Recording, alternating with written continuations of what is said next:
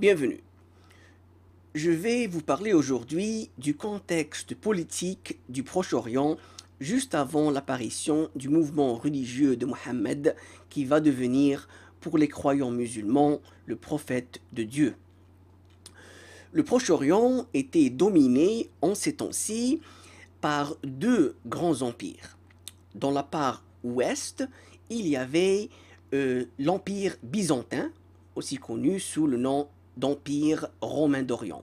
Cet empire contrôlait l'Europe du Sud-Est, mais aussi la région du Levant.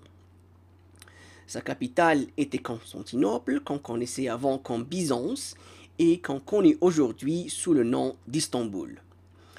Dans la part est, c'était l'empire iranien des Sassanides, qui dominait les régions d'Iran et d'Irak, avec une capitale qui s'appelait Ctésiphon, non loin du lieu où va être construite Bagdad plus tard par le calife abbasside al-Mansour.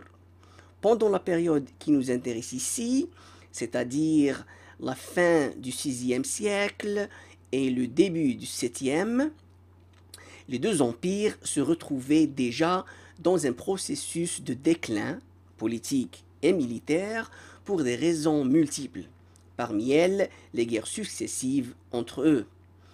Il faut aussi noter que chaque empire s'était fait défenseur d'une religion, ou plutôt d'une version d'une religion importante, et l'avait désignée comme religion officielle de l'empire, ce qui créait des problèmes importants avec des populations qui pratiquaient des religions différentes ou des versions différentes de la religion impériale.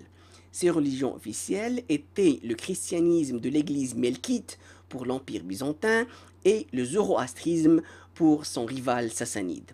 On parlera des religions présentes dans cet environnement dans les épisodes suivants. Mais avant de finir, je dois dire un mot sur la relation politique de ces deux empires avec l'Arabie et les Arabes.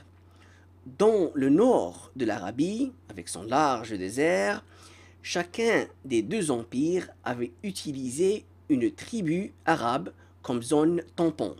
C'est ainsi que les Rassanides étaient les alliés des Romains d'Orient, tandis que les Lachmides s'étaient alliés aux Sassanides.